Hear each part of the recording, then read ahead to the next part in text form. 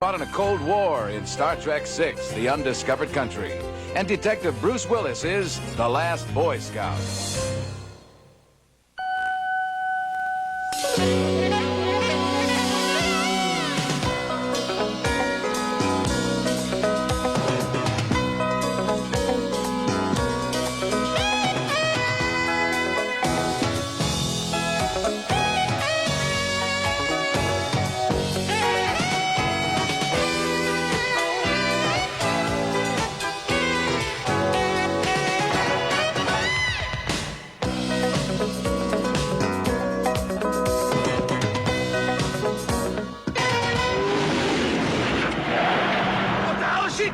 I followed him. It's not his fault. I'm gonna kill you both. Yeah, well, you're gonna have to stand in line. Bruce Willis and Damon Wayans star as a detective and former quarterback trying to stop a corrupt football team owner in The Last Boy Scout.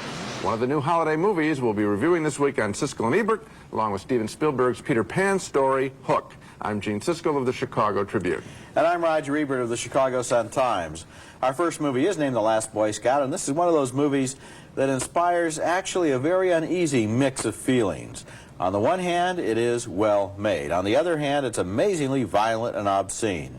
The movie stars Bruce Willis as a former Secret Serviceman who has now been reduced to acting as a bodyguard for a stripper, and he's not even very good at that since she's killed by a car bomb.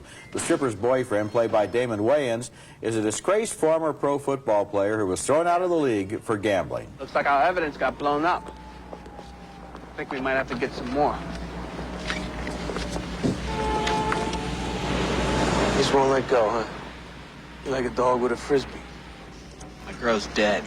And the guys that did it up at Spago's eat chicken Marcella. If Wayans seems sort of blasé there about his girlfriend who has just been killed, that's because this movie is hostile toward women from beginning to end.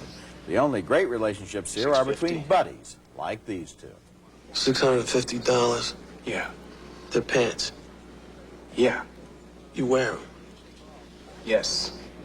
They don't have like a TV in them or something? Nope. I am very old. The plot line basically involves the 9 lives of these guys who are forever talking themselves out of tight spots as they uncover a plot to legalize gambling in pro football. Slow and easy. Maybe the Jake. Oops. You dumb bastard, you're gonna pay for that. Jake, open the trunk.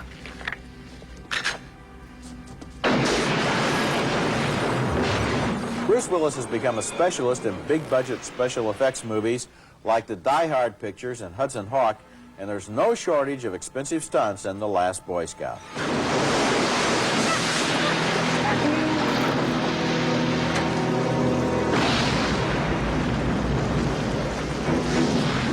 As I said before, this is a well-made action thriller, and it does indeed deliver the goods. But it also reaches some new lows in the unremitting, repetitive vileness of its language, and I was also rather disturbed by the character of the hero's 13-year-old daughter, played by Danielle Harris, who has a real eye-opening scene in which she and her father see which one knows the most dirty words. Later, she's kidnapped by the bad guys and used as a hostage. When RoboCop 2 came out, we were both disturbed by the use of a foul-mouthed little boy, but that movie was nothing compared to this one. I give The Last Boy Scout thumbs up for technique and basic action skill. It does work, but as a sign of the decay of public standards, it's pretty bad news. Well, it is mean. There's a meanness to it. I think Bruce Willis wants to play a variation of his Die Hard character, but the Die Hard guy is an upbeat kind of guy, and an innocent, sunny kind of guy who's thrown in this maelstrom of violence around him. Here it's participatory in some way. He's depressed. The football player is angry and bitter. And as they go through these things, that angry and bitter tone just colors all of the stuff. In addition, this script is well known in Hollywood for having cost a ton of dough, setting a record at the time. There are some very funny jokes in the picture, but they occur at a sort of a metronome level so that it's set up, joke, set up, joke. That pattern gets a little tiring after a while. You know, it's amazing that in today's world, people would pay, I think, what was it, $1.5 million, $2 million, something like that. Right? Yeah, for these one-liners, which are basically the same kinds of things that are turned out for sitcoms, because the plot itself is Lethal Weapon. Right. You know, the two cops, their relationship, he isn't a cop, but nevertheless, the two guys, their relationship, the guy on the hill, it's right out of Lethal Weapon Part 2. This is not a very original screenplay. And yet, you know, how do you review this, Gene? Well, how did you feel? I sat there in the audience. It was working for the audience. They enjoyed it. Well, I'm not going to review the audience. It's very simple. My test is always, what would I say to a good friend? And my answer was that it's what I've been saying since I saw the picture of friends. Some cute lines, some good stunts, but nothing special. Not essential. What, thumbs up or not? Down. Okay, next movie. Our next film is Star Trek VI, The Undiscovered Country. Probably the last film in the series with the original cast. I have a feeling it's all set up. There's going to be the new generation in number 7. When the film works best is when we simply see this familiar group of characters together in a series of close-ups. You know what? They like each other. We like them for that, and you can't fake that. The story this time, a Russian-American parable with Earth forces finally reaching out to the reeling, evil Klingon Empire. And the Star Trek crew reluctantly escorts them to a peace conference. But Captain Kirk objects strongly. There is an historic opportunity here. Don't believe them. Don't trust them. They are dying. Let them die. Kirk, you'll recall, lost a son in combat with the Klingons, but he swallows his anger and talks turkey dinner, that is, with the Klingon boss. The undiscovered country. The future. The undiscovered country. Hamlet, Act 3, Scene 1. You have not experienced Shakespeare until you have read him in the original Klingon. Naturally, trouble pops up when a Klingon ship is fired upon. The Klingons suspect it's Kirk's revenge and bring him to trial. I offer into the record this excerpt from the captain's personal log. I've never trusted Klingons, and I never will. I've never been able to forgive them for the death of my boy. There are lots of nice sentiments in this story. Shakespeare is quoted liberally, and I'm sure the story is very important to Trekkies. For me, I didn't mind it a bit, which is more than I can say about a lot of the pictures in this series. I've kind of grown to like these characters in all their silly outfits. When the picture ends, and they have a close-up, close-up, close-up, I like them. And all the signatures of the cast coming across the screen. Of course, after 6 of these movies, you probably should know that it's Trekkers, not Trekkies, and that they really get offended when you make that mistake. I know that it's Trekkers, and I you just deliberately thought you'd get it wrong. I don't want. No? I actually said, you know what? They can't tell me what to call them. Okay, so you call them Trekkies. Okay. I enjoyed the picture too. And it's a strange thing because of these 6 movies. 1, 3, and 5 were bad. 2, 4, and 6 were good. It's maybe there shouldn't be a number 7 because on this track record it's not going to be a good one. But it does have that elegiac feeling of conclusion there. They've been around for a long time. They've been on television and in the movies together on the Enterprise for 25 years. They know each other. We know them. The parallels between the Klingons and the Russians are part of this thing that they always do where they find some contemporary political reference and put it into the future, and I enjoyed it on that basis. I really did. It's a nice movie. Coming up next, Robert Duvall in Convicts, and later in the program, Hook, Steven Spielberg's new story about Peter Pan. He's grown up. He's a yuppie. Mr. Hook, I want those kids out of that net in less than 1 minute, or you better get an attorney and hope to God he's better than me. From 50 cents. And you said you'd pay me that on Christmas Eve, and that's today. And before that, you said you'd pay me. Hold on. That's a scene from our next movie called Convicts, and this is a Christmas movie of sorts, I guess, about a very depressing Christmas on a decrepit southern plantation in 1902, where all the field work is done by convicts on loan from the state.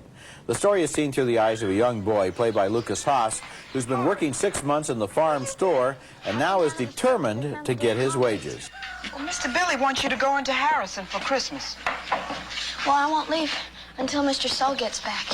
He told me yesterday that he'd pay me today. And he told you the day before that he'd pay you yesterday. Did he do it?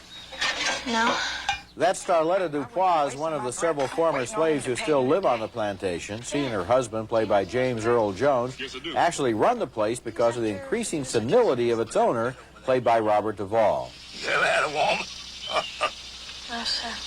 Well, we're going to have to do something about that. One of the best things in the movie is Duvall's performance. Playing an Alzheimer's victim, he faces a real challenge as an actor, portraying a character who could never quite remember what it was he meant to say. Nobody out here now but you and me and Ben and Martha, the convicts, and the guards, and the overseer in Jackson. Who the hell is Jack? Convicts is based on a play by Horton Foote, who was teamed up with Robert Duvall before, most unforgettably in Tender Mercies. What we have here, though, is pretty unpromising material, probably better suited to a stage play than to a movie. It's another one of those stories where the wide-eyed young man learns about the realities of the world by observing the evils and weaknesses of his elders, and by the end of the film, he hasn't found out much that we and he probably didn't know before. The real only reason to see this movie is the excellence of Robert Duvall's work. But the problem is, Roger, that it's so, I think that's what you're really saying, it stands apart from the rest of what's going on. No one can really intrude on this guy because he's an entity unto himself. That's right. He's cut off, and so as a result, you're watching this object cover center screen, and everything else is meaningless. And so, you're right, I just watched the performance, but I haven't watched a real movie, in my opinion. Okay, coming up next, Steven Spielberg retells the Peter Pan story. Hook, coming up next. We can make the little buggers love you. No, Smee. No little children love me. On Great Ormond Street. You work with orphans. You taught me to read. You arranged for the adoption by my American parents, Hank and Jane Banning. The diamond is a symbol of it. How far back can you remember, Peter? I remember the hospital on Great Ormond Street. You work with orphans. You taught me to read. You arranged for the adoption by my American parents, Hank and Jane Banning. That's Robin Williams as a grown-up Peter Pan who in Steven Spielberg's Hook has aged and turned into a work-obsessed yuppie. He's the kind of high-tech guy who sends an employee to tape his kid's Little League game, and the kid gets ticked off. Jack, next season I'm coming to 6 games, I promise. Be sure to buy enough videotape. Hey, Jack. My word is my bond. Yeah, junk bond. What the hell's the matter with you? When are you going to stop acting like a child? I am a child. That's a very cute setup to the picture, but the film starts to fall apart as Peter is about to go off to Never Never Land to recapture his youth and recapture his children taken by Captain Hook. Before he goes off, Tinkerbell, Julia Roberts, pays him a visit and notices the aging process. She doesn't have any good scenes in this picture. She's too small to be appreciated most of the time. Oh, it is you. It is. A big you. I guess it's not bad that you're big. You were always bigger than me. But now, maybe this means you'll be twice as much fun. Oh, no. That's finally happened. I'm having a total nervous breakdown. Come on, Peter, follow me and all will be well. Oh, my God, where are we going? Save your children, of course. Dustin Hoffman isn't special as Captain Hook. There's little menace to his characterization. He's kidding with this performance, and we never believe, as a result, that Peter is in jeopardy. Who are you? I'm Peter Panning, attorney at law. Those are my children, and I want them back. Those are your children. These are your children. Yes, they are. And you're Peter. You're Peter? Yes. You're Peter? Yes. No. Yes. You're Peter? Yes. Is there an echo in here? The Never Never Land scenes include long passages with Peter and a group of little lost boys who are a disappointment. They're as boring as a Saturday morning TV cartoon lineup. That ain't Peter Pan. He's old. He's fat. There is a little magic later on when Peter returns from his adventures, but it's too little, too late. Steven Spielberg, I'm afraid, may have grown up himself, because in this picture, I think he's so much better portraying adults now than he is kids. A surprising thumbs down, at least surprising to me, based on my expectations for this picture, on Hook.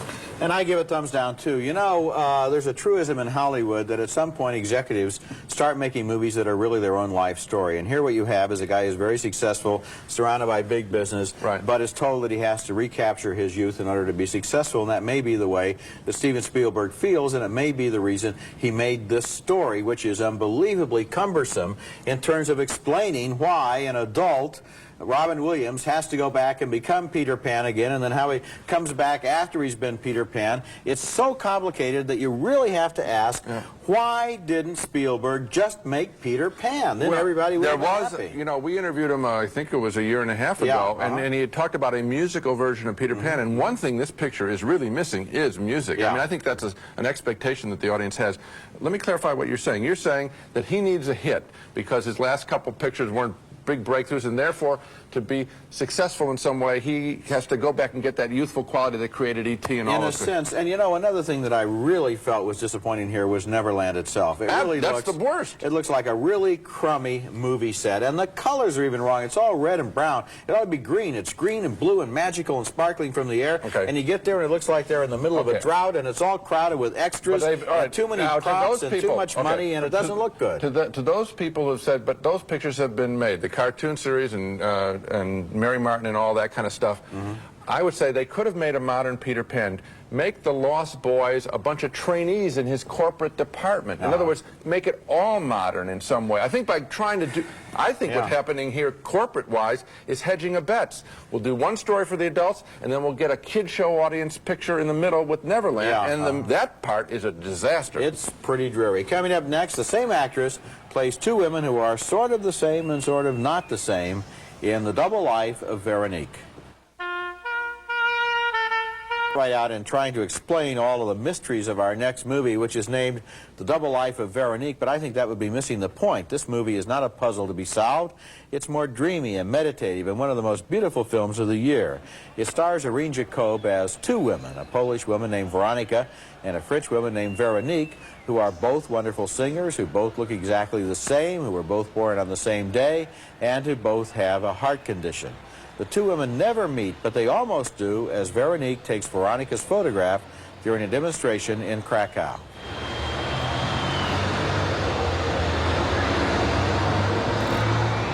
The movie makes life seem like a mystery filled with clues, as when Veronique receives a mysterious package one day in the mail. Ça doit être une boîte de cigares. Virginia, vite.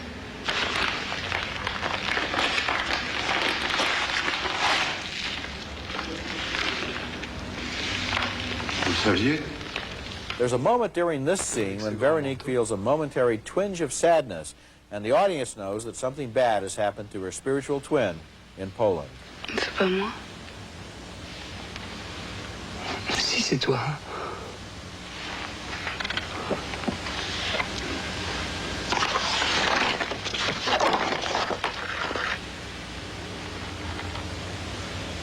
C'est pas mon manteau. The Double Life of Veronique was directed by Krzysztof Kieślowski, one of the most exciting of the Polish directors, and it's a meditation on the strange nature of life, on how odd it is that our identities exist at all, and that each of us is so different, and yet perhaps maybe somewhere we all have sort of doubles somewhere else in time or space. It's a terrifying thought when I look at you. This is the kind of movie, my friend. This is the kind of movie that's terrific to look at because of the visual strategies and the subtlety of the acting. And then when you walk out of the theater, you debate its meaning, even though you know it really doesn't have one. Just a feeling. You mean it does? It doesn't have just one explanation. No, it doesn't. Okay. No. Well, let me tell you what mine is. Because I think that the whole idea of doppelgangers or doubles in life, when you see somebody that looks exactly like you, traditionally, psychologically, people are depressed. Yeah. Because it robs them of their special quality. When I saw this picture, and particularly when I saw it a second time, which I think is a good idea, and this is a tough picture to get, I think, I felt more elated. Because I think what this guy, and I think he's trying to say that to it. I think that's what the director's after in some way. That why not appreciate the joy of the spirit in another person and thereby feel it, that it's also in yourself. So I think it's a really, it's actually a very important movie, shooting after some real big targets, and I liked it. You know, another interesting thing about it, even though it's very hard for us to say exactly what it meant, it's not difficult to watch. I mean, scene by scene and shot by shot, he's a very good filmmaker and a very clear filmmaker, so it's quite clear what is happening. The only problem is at the end of the film to be able to say what it is that you think finally did happen, and that probably doesn't have an answer. Coming up next, our video pick of the week, two better versions of the Peter Pan story. Steven Spielberg's Hook, if you and your kids want to enjoy the Peter Pan story this holiday season. Available at video stores are two better versions. Most obviously, the Disney animated cartoon feature with its songs, its flying sequences, and with a Never Never Land that really seems like a fun place to visit. Following the leader, the leader, the leader. We're following the leader wherever he may go. Just as enjoyable as Mary Martin's Peter Pan, a 1960 tape record of her hit 1954 Broadway musical. I just send my lily.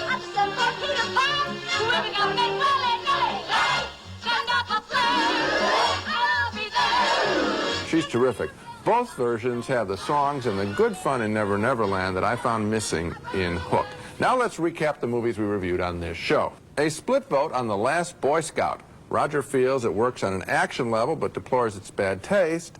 I found its cynicism depressing. Thumbs down from me. 2 thumbs up for Star Trek VI. An honorable farewell from a charming acting ensemble.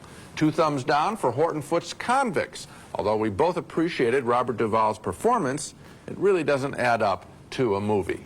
2 thumbs down for Steven Spielberg's Hook, in which Never Never Land is a crushing bore. And finally, 2 thumbs up, way up, for The Double Life of Veronique, a beautiful musing on the nature of man. And that's a picture that you're going to have to seek out and find the holiday season. It's worth finding. Okay, that's it for this week. Next time we'll be back with reviews of more of the big new holiday films, including Oliver Stone's JFK, starring Kevin Costner as an investigator into the Kennedy assassination, and also Steve Martin in a new comedy where we can't get used to being the father of the bride. That's next week, and until then, the balcony is closed. Here's a Christmas gift for your VCR. It's the 1992 edition of Roger Ebert's Movie Home Companion. Full-length reviews, interviews, and more. Experience Santa Fe cologne for her, for him, forever. And discover why it gets pretty hot in Santa Fe. For that special time in your child's life, bring home Walt Disney cartoon classics, Disney videos for your child's magic years. It's America's favorite jelly bean, Jelly Belly. Now appearing at theaters and video stores with good taste. Jelly Belly beans. Try them, you'll love them.